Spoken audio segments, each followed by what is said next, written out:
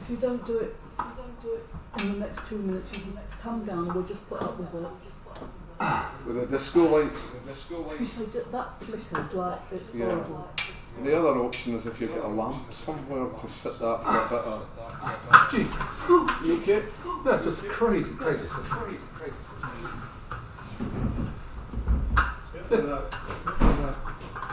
It's designed to drive you nuts. It's a stupid system. Yeah, why would you make it so difficult to change the ball? You want me to hold the give me the... No, it's okay. Give me the screwdriver for a minute, so that your hands are free. No, hang on, I got it.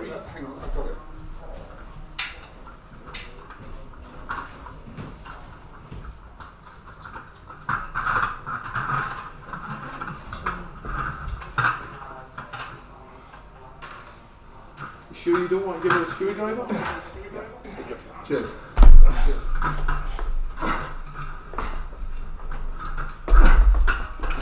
There we go. Cheers. There we go. Oh look, don't put this back up, let's just put it on top there. It's all plastic actually, I thought it was glass. How do these come out, Chris? They just pull? No, I think they must screw. Huh? They usually screw, or there's a little ton in it, half ton. They certainly don't think they pull out.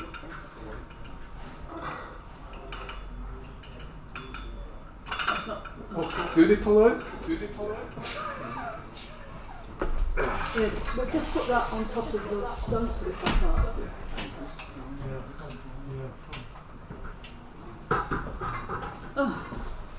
Just hold this. I'm going to chuck this. Huh? Oh, yeah. Well, it can Give Chris his stuff back. I will. I don't think we'll be able to put anything in. It's not a standard folder, so. No, I know, it's one of these. A weird scoop. Yeah, I'm going to... I brought these down from photo. Did you want anything else photocopied at all?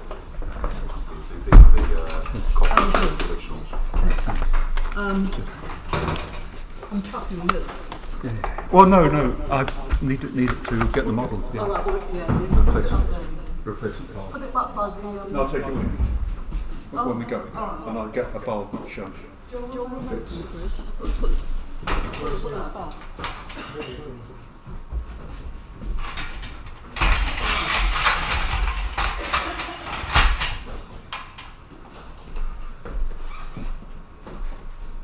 Put it outside your own camera.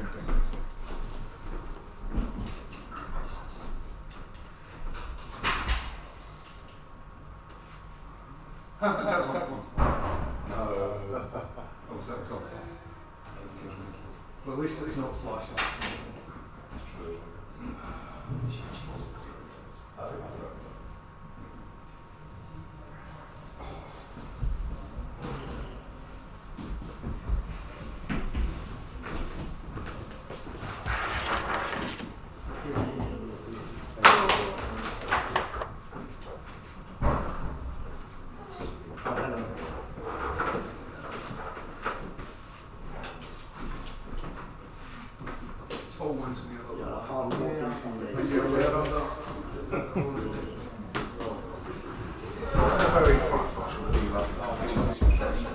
I've got this wonderful meme from a football game, and it's a guy that's holding up this thing.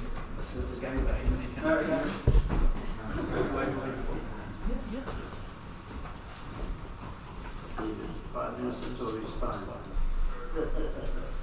It's my new acquisition. Anybody not about the garage? Not. I've been before. Oh, okay. Join them as a... Yep.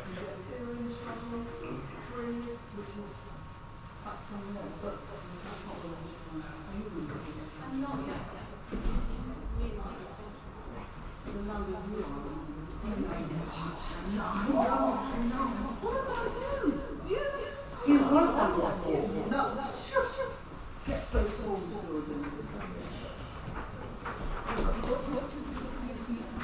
That's it, what's the damage? What's the difference? Hello. I'm here. But you're I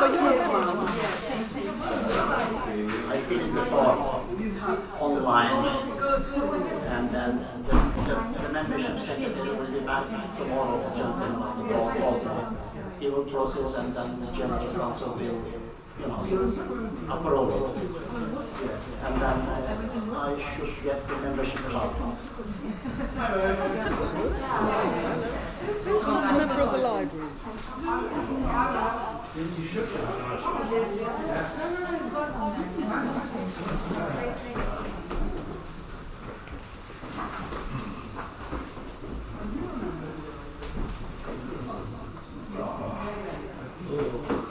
Hello, Comrade Ivan.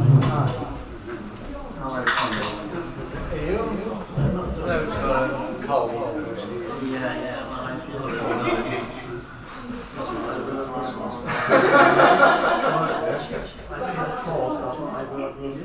Oh, I see, yeah. I always feel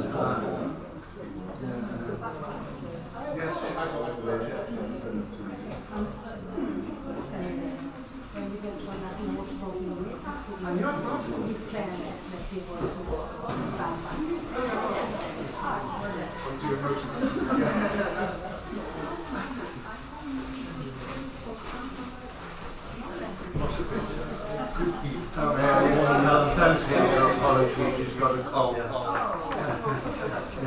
I'm a bit tricky yourself, get you through.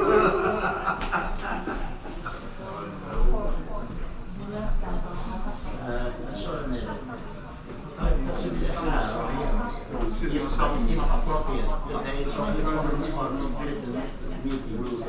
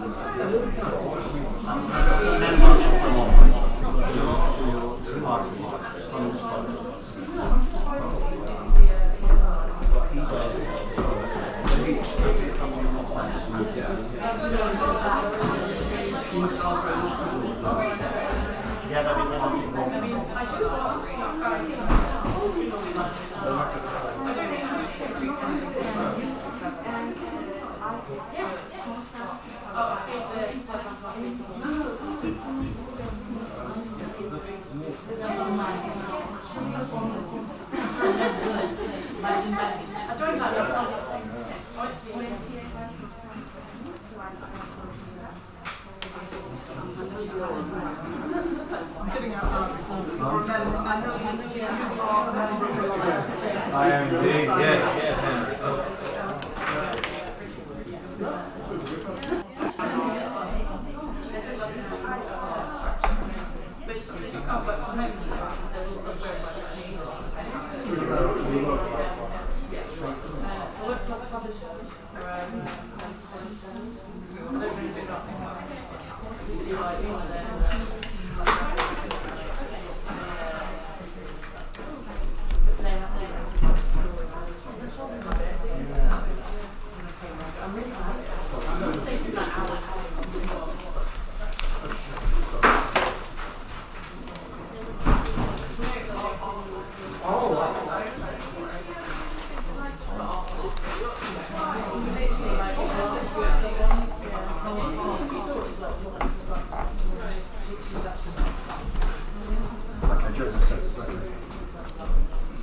What's okay?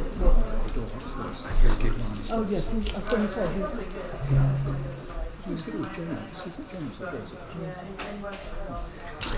Give my homework for later. Oh, That's great. Oh, well, hang on. You might want to speak to it. yes. You might want to speak I to think it. you should. Yes. Hang on to the end. Give it to me at the end. Is that right? No, Because no, it's not the beginning. sorry. We're taking the comments at the beginning on. Oh, that's yeah. Sorry. Beginning. Yeah. I'll take them in. Yeah. Okay. Right. Shall I kick off, Mary? Yeah. Right.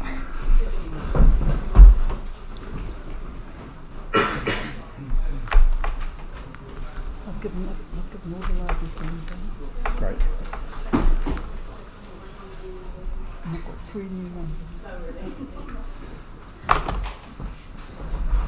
Are we being live streamed to some? Is it Newcastle and Norfolk? Newcastle, just Newcastle. Oh, I don't know about Norfolk, to be honest. I think it was just in his front room, actually. Right, okay. Okay, well, folks, while Chris is setting up the very high-tech rig, which is live streaming us to Newcastle, all over the world, maybe, but certainly Newcastle. It's a trial for those who've joined us this weekend. I'll natter a bit. I hope at least some people read yesterday's Morning Star. Yeah? A lot of eye avoidance going on. Excuse me, who doesn't read the Morning Star? No, come on. Right, we'll let them off this time, Yeah, Mary. But no, if they don't read it next week, they'll all get a black mark. Because you're Okay? mentioned. This class is mentioned. Because you're all in it yesterday. You're all in it. Okay? And for those that have just joined us, we agreed that as an innovation to this series of classes, at the end of each class, we would hand out a 2-page kind of summary, a very accessible summary in a form that's fit for printing, fit for publishing indeed, and we would invite comments on that draft at the next meeting, following which Mary and I would incorporate those comments, or not, depending on what Mary says, in the final draft, which then goes off to the Morning Star. And that's what we did last week. On the week before's, which was Marxism and History topic. And so last week we had some really good comments, not a lot, but very much to the point. Mary and I incorporated those in the draft. We sent it out the following day to the Star, and yesterday it appeared. And so we'll do the same thing, if you're happy, today with an article on Marxist economics, and we'll hand you that out at the end of the meeting, and hopefully you'll read it and you'll come back at the beginning of the next meeting with your comments. We'll incorporate them, send them off to Star, so in 2 weeks' time there'll be an article, a feature article on Marxism economics. And last week we were looking at Marxism and philosophy, and those who were here got a handout on, not a handout, a draft of a feature article on philosophy, and there's some more here. If did anyone not get one? Would anyone like one? Let's pass them around, can we? And it would. Let me have one copy. That'll be monitor. Oh, yeah, You could be monitor. philosophy Absolutely, monitor. yeah. Yeah. You get a red badge at the Just end whilst of he's this. handing that, in case you So, think, can I have one? Sorry. in case you think Richard is dissembling, this is what the Morning Star says, and this is why you should all contribute. This article here, which basically arose from last week's discussion, it says here, and this is where you're mentioned, this is a process of active writing and active learning. It says, this article was edited collectively by participants in the Introduction to Marxism series at Marx Memorial Library and Workers' School. That's you. So basically your input is, you should all read the Morning Star. Actually, why am I even telling you? If you don't read the paper, you don't deserve to have an input. God, that's it. She's very tough, tougher than me. Anyway, you are now all part of the grand Marxist canon, Yes. if I may term it as such. You're there in posterity. Your article from last week is in the Morning Star online website in text form, and it's also in the Marx Memorial Library website as a PDF, which is where no, it's not where I downloaded this here because I haven't uploaded it yet. But that is the PDF, which at some point in the next few weeks will be uploaded onto the MML, Marx Memorial Library website. So, yeah, so it is accessible and people will refer to them. People are already referring to them because what we hope there'll be is a compendium of really, really accessible, very small articles in response to questions that people frequently ask. Yeah, they don't claim to be erudite or highfalutin. They're just very basic introductions. So this week we ended last time with the handout with a draft article on philosophy, and I now invite any comments on that. We've got some. I know we've got a set of really important comments to come. I've forgotten who it was somewhere. It hasn't walked out. There. No, it's there. Oh, there we are. Yeah, right. Would you like to just start by telling us what your comments were? Well, basically, I'll read out what I said. Yeah. Dialectics is very simple. It's a learning theory. Read human. I'll give you this. You set out to do something, thesis, you meet unknown things on the way. Synthesis, you develop skills which achieve your purpose by integrating learning, the unknowns, the environment in your plan, which is the synthesis. I can go into more detail. So I plant a bush, it doesn't rain, I develop irrigation. It's a result. Right. Okay. What I'm almost certain of is why, when it comes to politics, which is the development of production and exchange systems, is it unconscious to human? Because if it's conscious, it's just a learning theory. And when you meet the antithesis, you just know you've got things to learn. Okay? But in the political, as Marx describes it, suddenly the whole thing hits you in the face and it's a total opposition, and the more work you do, the poorer you feel and so on. And it's not seen anymore as a learning process. So you were mentioning unconscious last week, and I think that's where it's significant. Now I've got to shut up because my editor... No, stop it. Give us that. Right. Any more comments on last week's draft article? I like that. I like what's just been said. Remember, we had one quote last week, which was from Engels, where he said, people thought dialectically long before the word dialectics had been invented, just like they talked in prose long before the word prose had been invented.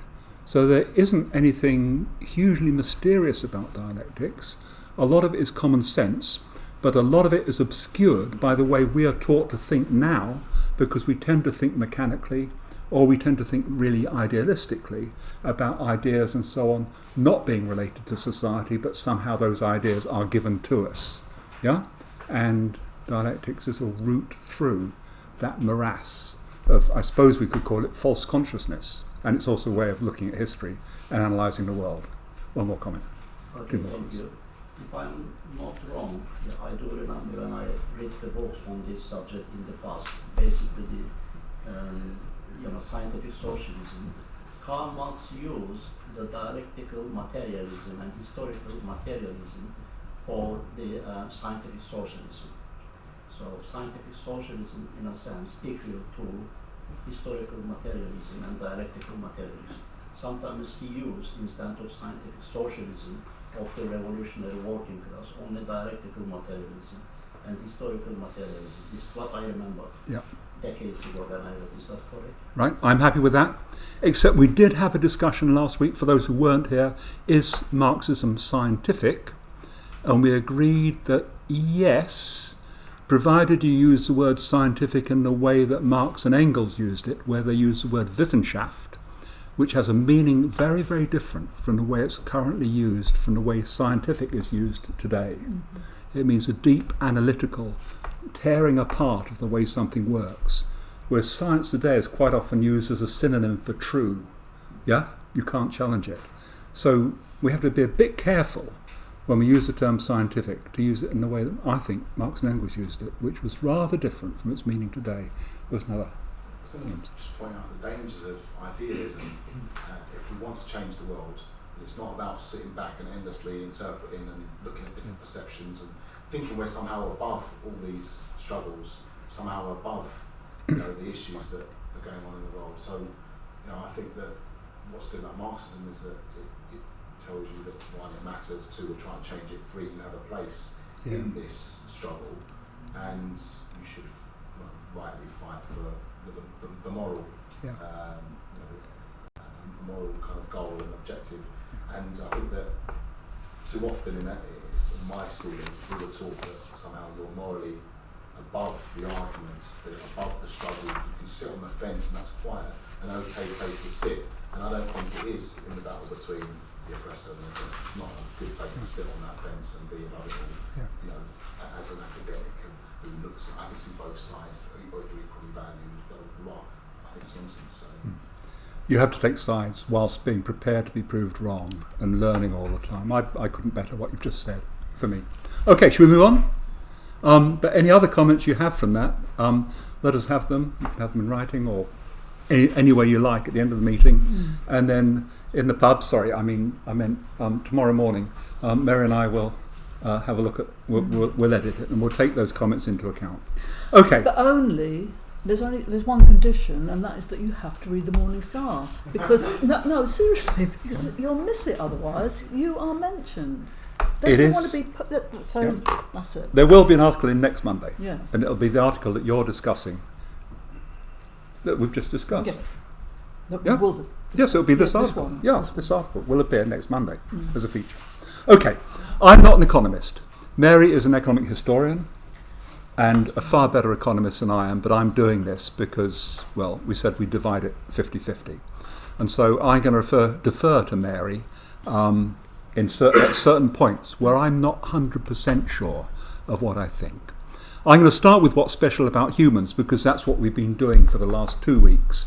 We spent the first meeting talking about Marxism and history, how humanity can only be understood in our own social and historical context, and that the thing that makes humans unique is labour, work, the fact that from the earliest times, well before capitalism, humans engaged in commodity production and exchange.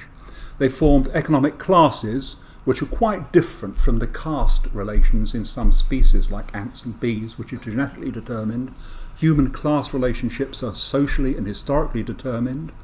The whole issue of technology, ideas and institutions change through history, and they also change history at the same time. There's a dialectical relationship, and so the way in which society changes in its material base, I think we thought we didn't like the term base and superstructure, but we have to try and understand the way that ideas and institutions change in terms of the changing social and economic context, the way humans get their living, their livelihood. Yeah? So I'm going to just do like 20 minutes, I think, now of what I think are probably some of the most basic concepts, and then throw in one or two sort of ideas which I'm not sure about, but which I think Marxism can help illuminate, and then we'll do what we did last time, a series of questions right at the end for you to form into groups and try to tease out, okay? So I think the first issue is value, because it seems to me that value is unique to humans. Marx spends a lot of time talking about value. He talks about use value. Use value is the way something can satisfy a human need or want. That's use value, and Marx says there are two sources of use value, nature and work. Stop me if any of this isn't sort of at least semi-familiar, yeah, with this last time. And the other kind of value that Marx talks a lot about is exchange value. It's how much something might sell for, and I shouldn't have said sell for, should have said might be exchanged for, because before money came along, people were engaging in commodity exchanges through barter and other mechanisms. Might sell for, exchange for, or how much it costs to buy, measured by what it can be exchanged for. And Adam Smith, who will come to on in a minute, talks a lot about, I think it's 1 deer being worth 3 beavers or 5.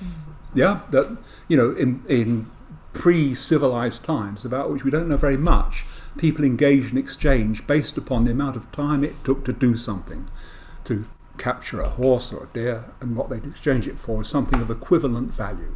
Yeah, 3 something or others equals 1 something.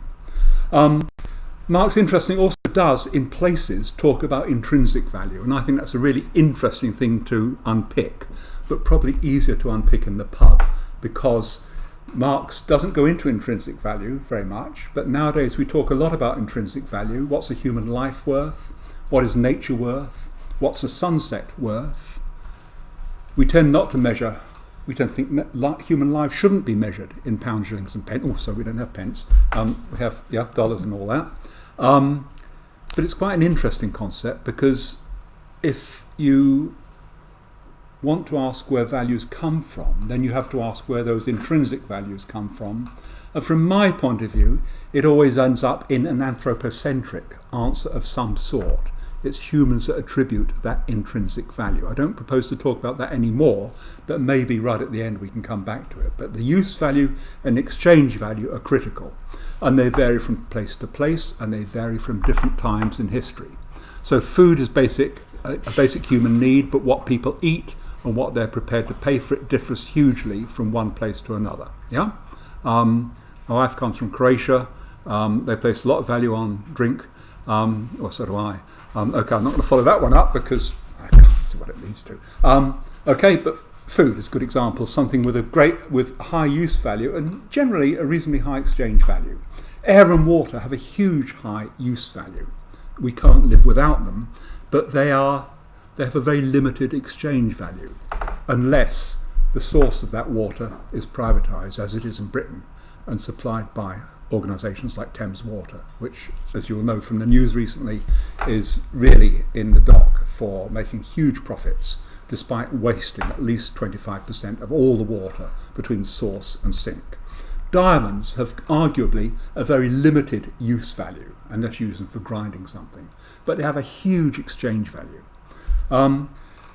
Even carbon dioxide pollution credits, now the single biggest growing industry in the world, where permissions to pollute are brought and sold on open markets, has an extraordinarily high exchange value, but a very detrimental use in terms of the pollution that's caused.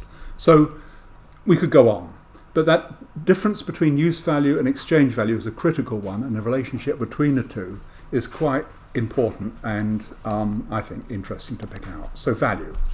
The second concept is surplus value. Surplus value is, I think, perhaps the fundamental concept in Marx's economics. Labour, work, what people do, creates more value, more use value than the people doing it need to survive and need to feed their families. That's a surplus. That surplus that's created by people working is what enables societies to develop and grow. It's what led to the transition from what Marx called primitive communism, very early societies, to feudalism, from feudalism to capitalism, and it's it's the principal dynamo of social change. But in pre-capitalist societies, slavery or feudalism, it was extracted by either fear or force or regulation. What's unique about capitalism is that work and the surplus value which arises from work is extracted through the market. Workers sell their capacity to work, their labour power to an employer, and having sold that labour power, employers then seek to extract the maximum value from that they can. So workers sell labour power, employers get labour. That's a really important distinction. Or profit. Well, hang on, because we'll get there in a minute. But the important thing about workers selling their labour is the exploitation doesn't take place in the labour marketplace. Marx argued that what you get for selling your labour is probably the appropriate, it is notionally under capitalism, it's a free exchange, although we know that more often than not it's not so free because people have to eat. The exploitation takes place in the work process because employers extract more work from the worker who's sold her labour power than they give back to that worker in the form of wages. Marx also argued that the wages normally have a tendency to sink to the minimum that's needed to sustain the worker and the worker's family for the production and the reproduction of labour. And the difference between what the worker gets in wages and what the employer gets in terms of the production of value is surplus value. And taken to the market, that surplus value is transformed into a profit, and that profit then may be reinvested, may be taken for personal use or given to the shareholders. Some of it may be taken in rent, and so on. I'm happy with that. That's a sort of I think it's a fundamental concept within Marxism. So surplus value is the difference between what workers produce and what they receive. And that's what we would call it. Well, yeah, it is. The labour theory of value. Marx never actually called it the labour theory of value. What did he call it? The law of value. The law of value. Law of value. Adam Smith had it, an early economist in the middle 18th century. He said that the labour theory of value applied to the early and rude stages of society. I mean, I'm oversimplifying, and I know Mary thinks there's a lot more to it than this.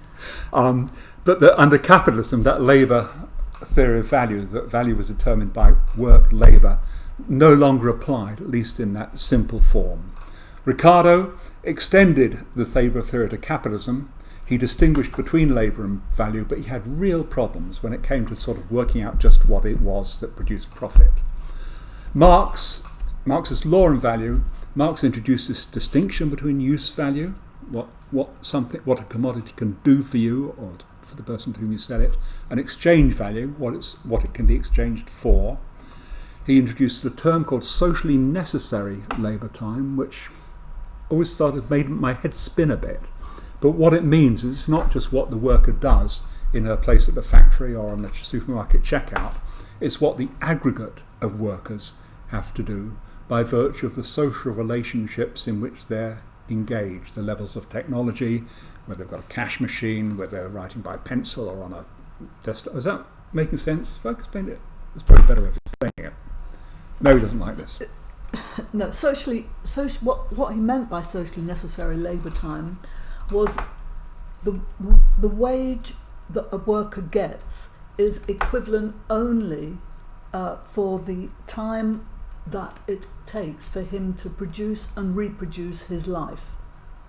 If you see what I mean. So in other words, so there is a next generation of workers to be exploited. So socially necessary labour time varies from society to society, from country to country. So the wage is not based on, well, you're coming onto a wage, sorry, carry on. Mary, thank you. Thanks. Okay. So it will vary, and it will vary according to what is socially accepted and socially necessary as the norm in any given stage in society. Does that include the family of the worker? Yes, Exactly. Of course. The family of the worker. There's a big problem with that. But and we may touch on that in a minute because it begins to get a little bit complicated. He also introduced the term abstract labour, and I've probably got this wrong, so Mary, correct me if I have, but the notion that we're not actually talking about individual labourers at a factory, at a machine, producing commodities, and only being paid for half the time that they work. Or something of that sort. We're talking about work in the aggregate, so the people working, high up in the finance section or doing the marketing or actually carrying the stuff to the supermarket, all those other bits which aren't actually directly producing commodities or services which people buy, but which are nevertheless necessary in order that those commodities and services can be sold. All those other bits are included. We talk about averages. That's really important, because when people are explaining sort of Marxism, sometimes they say to someone, look, you work 24 hours today, 48 hours this week, you're actually only paid for 10 of them. And people think, well, I'm not quite sure about that. Can you prove it? And of course you can't, because you're talking about aggregates. You're talking about the average socially necessary labour time for the production of commodities and for industries. Necessary for the production and reproduction of human life. Yeah. Go on, louder. Just that is a wage, is the monetary expression of the value of labour power. I know coming on to wages, but that is determined by this abstract notion of what is socially necessary for you as a worker to live and to reproduce. Yeah. He also talked about productive and unproductive labour, and that's something we can come on to in a minute, pointing out that there is labour which does not produce commodities and which can produce profit but doesn't produce use value, which is, I think, critically important. Okay, Marx's stuff was so revolutionary, or potentially revolutionary, that modern economists don't talk about a labour theory of value. They don't use labour theory in their economics. And I've been trying to get my head around what modern economics means by profit. And I defy anyone, except at the level of the individual firm, to give an example of profit. For Marx, it's so simple. Surplus value is taken to the market, it's sold, there is money, there's profit. Profit is realised. Modern economists have real difficulty in talking about profit, except in the simplest way: you buy cheap and you sell dear. And Marx pointed out that couldn't be the source of profit, because if everybody did it, all capitalists would go broke. But if you look, and I have tried to understand modern economics and the explanation for the origins of profit, and if you can explain to me the marginal theory of value in less than half an hour, well, Mary probably will in the pub afterwards, but we'll see that. No. Okay, so this is my summary, and in some ways this is as far as I've got. But it all is, modern economics is still based on that notion of buying cheap and selling dear. That's what the stock exchange is all about. Yeah, of course. Actually, they might make it all sound complicated, but that's the essence of it. That's what they think profit is. Yep. You speculate and to accumulate. Yeah. And there's a fundamental flaw in it, except when you're talking about individual traders, when it works. If you're talking about the generation of wealth in an economy, it doesn't work. It cannot work, because if it did work, all the producers and the speculators wouldn't be here. They'd have gone bust. Yeah? Maybe we'll come back to that. Here's my summary. Exploitation, labour and labour power. Colloquially, exploitation means taking advantage of someone, emotionally or physically. Marxists use it in a specifically technical sense to mean the way in which goods and services are produced, the way they're traded, and who benefits. In capitalism, that exchange process, particularly in the labour market, is masked by money and this notion of a free market. We all go to work, we sell our labour to an employer. Marxists would say labour power.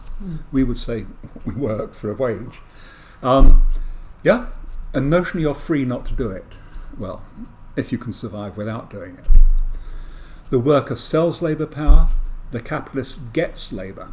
The worker receives less in wages than she produces in potential exchange value, and is effectively, in the aggregate, paid for only a proportion of the time worked, and the difference is surplus value. And I've emphasised that this notion of working part of your time for free is a metaphor that Marx used to make this exchange relatively easy to understand. But we must try and go beyond that and talk about the average, the aggregate, socially useful work time. Yeah?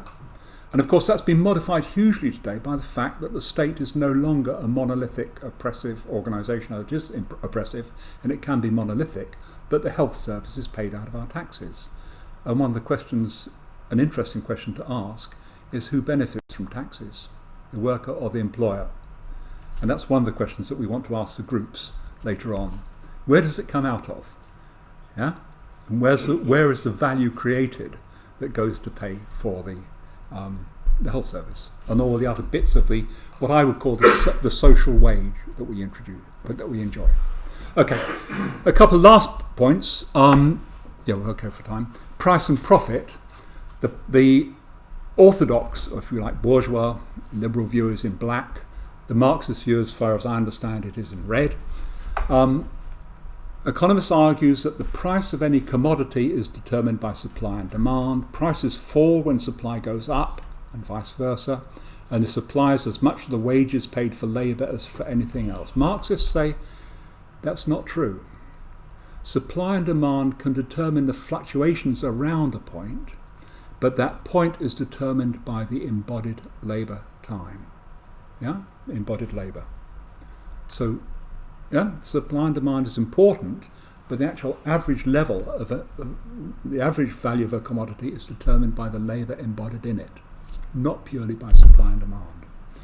And also that wages, as Mary's just said, tend to the minimum socially necessary wages for the sustenance and reproduction of labour.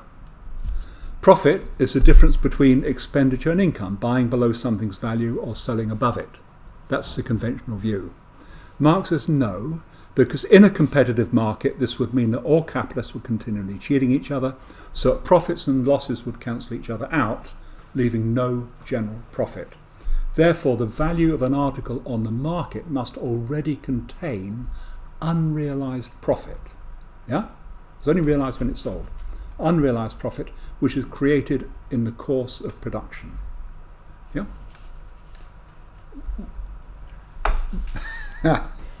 Mary's dying to come in, but I'm going to go on as she jumps in.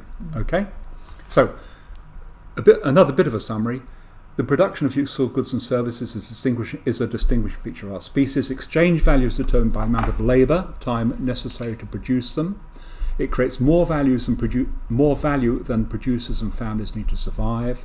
The surplus is appropriated by classes, slave owners, feudal lords, or now capitalists. In pre-capitalist societies, exploitation is open and direct.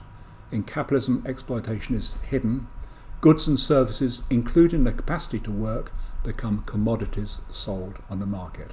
And surplus value is the key to understanding exploitation. And profit. And profit, yeah. Surplus value valorised or realised as profit. I just want to go and say one or two last things. One is about class. I was just looking at the Great British Class Survey of 4 years ago, and there are 7 classes, would you believe, in Britain now, and you can go online and type in your salary, the number of friends you have, the books you read, the clothes you wear, the house you live in, and it will allocate you to one of 7 categories. An elite, you're an established middle class person, they're the most privileged group, the elite are the most privileged group, of course. The established middle class score really highly, they have most friends, and they have lots of cultural capital, they go to the cinema a lot. The technical middle class are a bit boring, they're a new distinctive class, mainly young, they're very prosperous, but they score low on their social and cultural capital. Emergent service, well, I won't go on, yeah? You can see it all there. It's, what's the word? Rubbish, isn't it? Yeah? This is social class, and the sociologists have a field day with it. And if you type in class to the Google, you'll come across masses and masses and masses of this stuff. And anyone who's done economics or sociology at university, and I've done a little bit but not much, and you get bored to tears. One of the bits I get paid for at the moment, my work, is evaluating heritage lottery schemes. And one of the things the Heritage Lottery insists that schemes who are grant holders, these up to £2 million, do, is to ensure inclusiveness. They have to ask everybody well, they don't actually ask the class, because that would be a bit embarrassing, wouldn't it, to say, are you working class? They ask your occupation. Are you higher managerial, middle managerial, lower managerial, or do you have a routine occupation? I think that's incredibly pejorative about people who have, quotes, routine occupations. Interestingly, they never ask if you're a student or if you're looking for work. Yeah? They never ask, yeah? None of those classes, the Registrar Generals, the Office of National Statistics, class categories, very deliberately avoid talking about anything which relates to economic class. And I think social class probably gets you nowhere. It's not the same as what Marxists would normally mean by class, which is economic class. It's your relationship to the means of production. Workers produce commodities. Importantly, those commodities can be services as well as goods. So we have to get away from this notion that you have to work in a manufacturing industry to be working class. Most people did in Marx's day. Most people don't today, at least in Britain. And that raises all sorts of questions about exploitation of third world countries and so on. It includes the supporting non-commercial and public services, education, health and welfare. It includes the genuinely as well as the phony self-employed, so your Deliveroo cyclist, who's notionally self-employed, your Uber driver, who's notionally owns her taxi. Yeah? It's an interesting question to ask, who gets the surplus value from the taxi ride that you take on Uber? Yeah? Collectively, all of those people, with their dependents and families, constitute the working class. And I'm waiting for someone to jump up and down and say, no, it's absolute rubbish. Teachers aren't working class because they don't produce surplus value. And maybe we can have a discussion about that as well. I would say very clearly that most teachers are working class, including probably those teachers who teach in public schools. They're working for a wage and they don't own the means of production. Yeah? Without that wage, they and their families cannot survive. That, for me, is a definition of working class. And you can follow it up with a full Marx article if you like. We've got one on the line, on the web. But maybe we'll come back to it, because I know some people here are going to be unhappy with that definition of class. Right, we've been going for what? Oh gosh, how much longer have I got? No time. No time, but carry on. 5 minutes? Yeah? You take 5 minutes? Okay. Yeah. One is technology. Marx was very clear that capitalism, at least in its early days, was a progressive force. That capitalism, he talks about the constant revolutionising of production, the uninterrupted disturbance of all social conditions, everlasting uncertainty and agitation distinguished the bourgeois epoch from all other ones. Capitalism for Marx was, in its initial stages, a tremendously positive phenomenon in the way in which it forced technological development. And indeed, Marx argued that because the rate of profit, and this actually becomes a really contentious thing, perhaps we shouldn't go there, but it's up there, so I will. That what Marx called the organic composition of capital, the ratio of capital in the fixed machinery and raw material to the labour that goes into producing any commodity, constantly increases. The ratio of labour to fixed capital constantly decreases. Yeah, the organic composition of capital increases, and that is a must for capitalists because they compete, and one of the ways they reduce the costs of labour is to engage in technology, in technical change. That's a suggestion which you might want to challenge when we come to discussion in a minute or two. I'm not going to go into the falling rate of profit because it's a huge debate which goes on and on and on, but the three speakers in this autumn series on the capitalist crisis will all have, I think, a lot to say about that because they disagree about it. Marx said the falling rate of profit was a tendency. He called it a law, but he called it the law of the tendency of the rate of profit to fall. But it was a tendency which could be offset by a whole range of factors. Technology, increase in the rate of exploitation, and if you look at workers today, that is patently one of the factors that's really, really important. The reduction of salaries and the reduction of the total wage bill.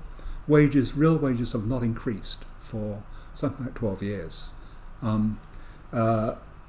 Reduced turnover time of capital inputs at a lot of cost. The expansion of the market, selling overseas, imperialism, criminal methods, he says, to reduce the costs and increase sales and profits, and war. War is one of the most beautiful fixes for capitalism when it gets into a state, or has been. And there's one other metaphor that I want to introduce, simply because it's not so much in Marx, but for one of the questions, and this is a hint, I think it's critical. I've suggested that surplus value has to be talked about in the aggregate, in the average. I think it's possible, and most Marxist economists today argue that it's possible to look at surplus value on a global scale in terms of a pool of surplus value into which individual concerns, individual companies are contributing, the streams running into the pool. And any individual company contributes a relatively small amount, in fact an infinitesimally small amount, to the total pool of surplus value. But the pool of surplus value is huge.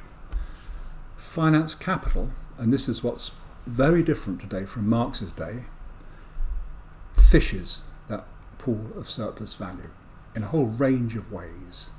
They harvest surplus value produced by other workers, without which the system wouldn't function. And that is part of what's come to be known in the last 10, 20, 30 years as the financialization. Okay, financialization of the economy. I'm going to finish.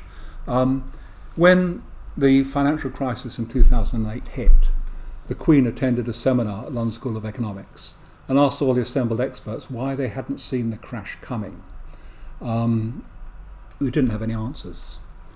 They went away and thought, and some of them said, well, it's actually human nature or greed, speculative greed, these stockbrokers, they're asking for too much. Others said it was lax, too little regulation, or too much regulation. It depended on whether they were Keynesian or neoliberal economists. Some of them argued that we had theoretical shortcomings. We had an over or too much reliance on the market. Some pointed to cultural differences. It was the United States obsession with home ownership and the fact that finance companies were prepared to lend people mortgages on, without adequate security, so that when the bubble burst, something like 6 million people lost their homes in the United States between 2007 and 2010. And then eventually they had another seminar and they said it was systemic failure. What a wonderful word, isn't it? Systemic failure in the economy. I think Marx could have told them that, but Marx's answer, what the systemic failure was, would have been very different from the academic economists. At LSE, London School of Economics, they actually formed their own unit. It's called a Systemic Risk Research Institute. and I've spent a little bit of time on it earlier today, just looking to see what it says. And it's all to do with the fact that we shouldn't actually regulate markets, because the best way to actually prevent another crash is not to regulate markets too much. And one of the arguments is against what you may have come across, the Tobin tax. You know, there was a proposal that that financial exchanges on the stock market and elsewhere should be taxed. It would be a huge source of revenue. Oh no, they say, we couldn't do this because it would be damaging to the proper functioning of the price mechanism. I mean, these are ongoing huge discourses amongst orthodox economists at the moment. I think Marxists could give them an answer to a lot of that, and I'm going to finish. Yeah? You say so. Okay? Yes. Right. Can I just say one thing? Yeah. Lots of things. Just that, the essence of capitalism is the first system where absolutely everything is a commodity, including labour power itself. Everything has a use value and an exchange value. And that's what Capital starts with. Thus Capital, the first volume, is just looking at that one little thing, what is a commodity. And that a commodity is the characteristic feature of capitalism. It's not a feudalism in the sense that although there was exchange, there were use values, exchange values, people did produce for their own needs and their own needs alone. But this system, you don't do that. They can't do that. Nobody can produce for their own needs alone. Can you? I mean, if we could, we would. And that's, so when I say everything's a commodity, including labour power, money itself is a commodity. Yep. It has a use value and an exchange value. So those two terms are so crucial to understanding the nature of capitalism and the nature of profit, because, I think you said it, we should stop. I just wanted to say that thing because it's a simple thing. And the fact that Marx actually starts in his big work, Thus Capital, with just that, analysing the commodity. And everything is commodified. I think there's a question that you're going to ask anyway, but everything is commodification is the name of the game. Right. And that is the essence of the exploitation of man by man. Of people by people. Of people by capital. Yeah. So yeah. That is capitalism in its whole, isn't it? Yeah, I think so. Right. Okay, are there any really quick questions? And then I think we should go into groups. And I've got. If you substitute something like everything is produced to be sold instead of commodity. Yeah. I mean, I know you could use the word commodity, but it makes it much more easy to understand, I think. Yes. Everything is produced in order to be sold. And what's interesting is that some of the biggest, the most profitable commodities now are what are called securitized assets. They're not things you can hold, you can't eat them, you can't sit on them, you can't play with them. They're what Mary said, money is itself a commodity. And that's one of the things that I think Marxism is really, really important to get one's head around. Okay, if there are no direct questions on this, I suggest we go into groups, and I think there are 15 of us in the room, and I think we could perhaps have 5 groups. I'm suggesting that 5, okay? Yeah. I think fair pay is quite an interesting one to look at. Is there such a thing as fair pay? Yeah? Does it exist? I think, how does Facebook make its profit is a really interesting question. What's the commodity that Facebook produces, and who are they selling it to? I think, well, hang on. Yeah, you've got to answer this. I think the issue of credit is a really important one for capitalism today. It wasn't so important in Marx's day. It's critically important today, and it's a key element of what we call a financialized economy. I think this question of taxation is quite a good, nice one to look at. Does it benefit capital or labour? Maybe we should miss out too many people. Yes, it happens to be my personal main interest. But I think the issue of artificial intelligence and automation, does that spell the end of capitalism, is quite an interesting one to play with. Okay, so what we could do, I'm going to give you a number. And you're just a number. You're just a commodity, actually. Have you got a use? Anyway, and then so all the ones will do number 1, all the 2s do number 3. But you can work through it in that way, but do more than one question if you can. So focus on the first question you're given, that first number, Okay. and then when you've exhausted it, go on to any of the others So, you like. 1, you're a 2, you're a number 2, you're a 2, you're a 3, 1, 2, 3. Your number, Michael, 2. isn't it? 1, 2, and you're a 3.